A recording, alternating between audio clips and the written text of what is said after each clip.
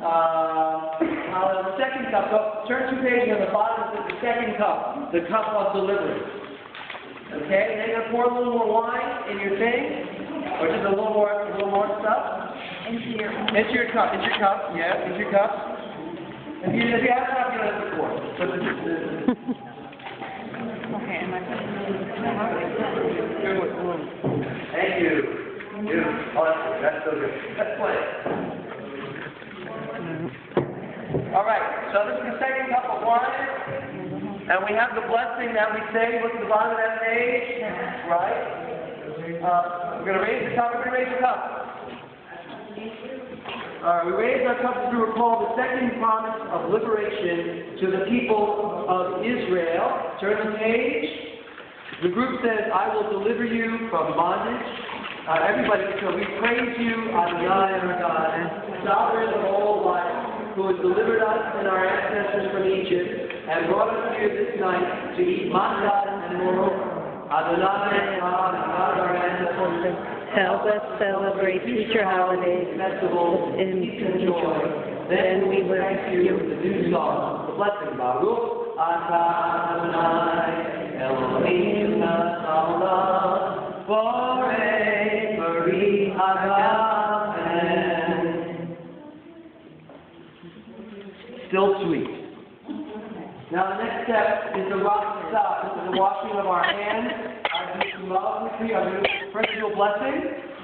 Baruch atah Adonai Eloheinu melech haolam, asher kiddushanu mitzvotav v'tzivanu, al netilat yadayim, on the washing of the hands. Command us on the washing of the hands. Okay, now we go to the next page. Motzi. Now we're going to make a blessing for Motzi. We're going to make a blessing for the bread. We're going to eat some matzah. Get ready. Ready? The bottom of that page. Baruch atah Adonai Eloheinu melech haolam, hamotzi min haaretz. All right, eat your matzah.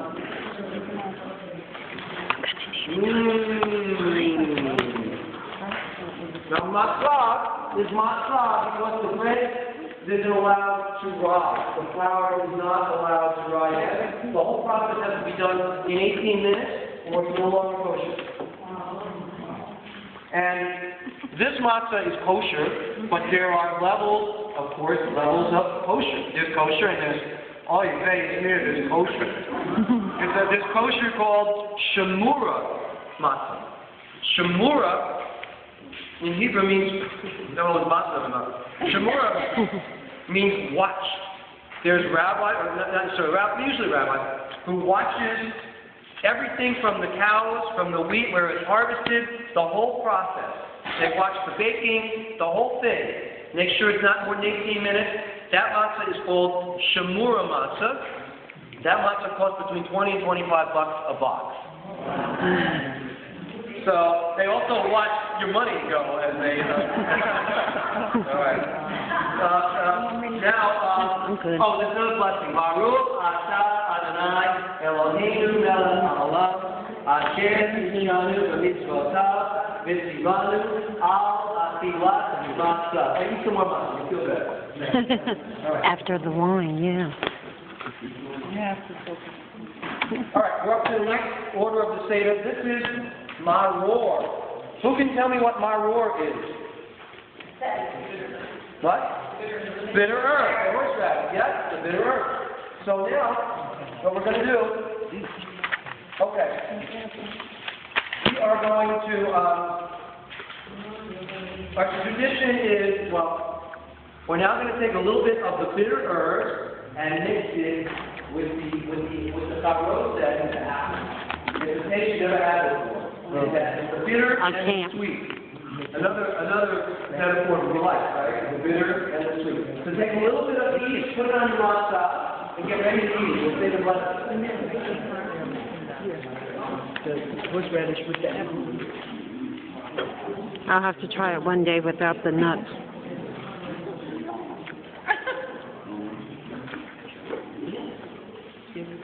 Yeah. The pastor and I have more than all of you, and we were very happy.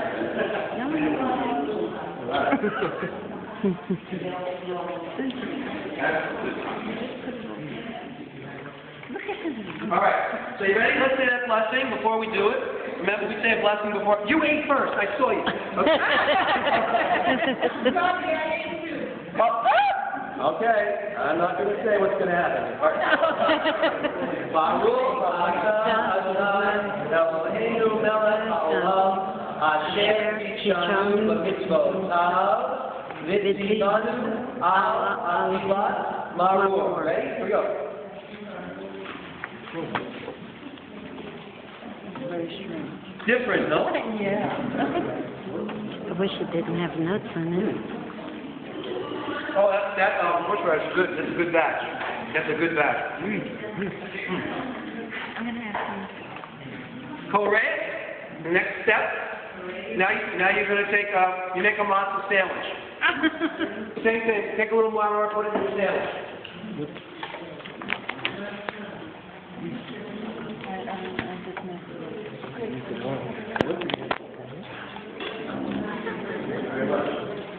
He's right, the horseradish is good. Let's read before we eat that. All right? I'll read this one. Tradition adds one more custom in honor of our great teacher, Hillel. Hillel was one of the great rabbis of the Talmudic period. And one of his great maxims was, don't do unto others that which is hateful to yourself. Does that sound familiar? Okay. Head of the Rabbinic Academy of Judaism in Jerusalem around the time of the birth of Jesus. Well, there you go. On Passover, Hillel, if you think about it, it's very possible Jesus heard Hillel, and Hillel might have heard Jesus back then, when you think about it. On Passover, Hillel combined the Pesach, matzah, and maror and ate them together, so he might observe the law handed down to him exactly as his ancestors before him. Where we read in the Torah, they shall eat the Pesach lamb offering with matzah and maror together. The destruction of the temples by the Romans brought an end forever to animal sacrifices by our people. So our sandwich today is made only with matzah and maror. The group where they eat together they shall be the matzah of freedom, the maror of slavery. For in the time of freedom there is knowledge of servitude, and in the time of bondage there is hope for redemption. I feel deprived. All right. So we are now up to the Morton Seder when dinner will be served. Everybody in the family would have a nice dinner. There'd be a lot of discussion. If you got into politics, you were crazy because there was always the left and the right, and everybody beats each other up. There's the Israel Palestinians, you got to be careful. But we have a nice meal. At the end of the meal, that's the Shulchan Aruch. At the end of the meal, turn the page. We have Tzafun, when the Afikomen that the pastor should have hidden, but he didn't yet. I know that. where the Afikomen is found, and it's considered like a dessert, because we had all of the kids. They ran around. They found it beautiful. I love you. No, I'm not giving you $25. Okay? All right, we have that. Now, after that, we have to say, we have to thank God for the meal. So we have Barek, which is the blessing after the meal. We say, it's our tradition. You don't have a tradition of saying blessing after the meal. Before the meal. Right. We always say, if we bless the bread, and we'll bless the wine before the meal. You will say, you'll put your hands together and let us pray. Right? Around the table. That's your tradition. That's not a Jewish tradition. Although, I have usurped that because I think it's great. I love that. Big story out of meal. Okay, so now we have that's the blessing afterwards. Now we're up to the third cup. Turn to the next page. One more cup. Let's do a little sip. Get ready. Alright? If you don't have any, go a little more. Ready? The blessing. Baruch atah Adonai Eloheinu melech haolam borei beri hagamet. Okay, now, there's a tradition. This is the highlight of the evening in many Jewish homes. There is a cup for Elijah. Does anybody have any idea why we have a cup for Elijah? What? We're waiting for him to come. That's correct. It's said, the tradition is when Elijah comes, it will herald the coming of the Messiah. Right? So that's also a theological difference. Right? That's a distinct theological difference. So what we have in honor of Elijah coming is we would fill up a cup all the way to the top. All right? No, not to drink. This would sit on the table, and then someone would go over to the door and open the door, and everybody would stand, and we would wait for Elijah to come in and drink. And the daddy or the grandpa in the room would make sure that the knee would touch the table, and just get that little thing going.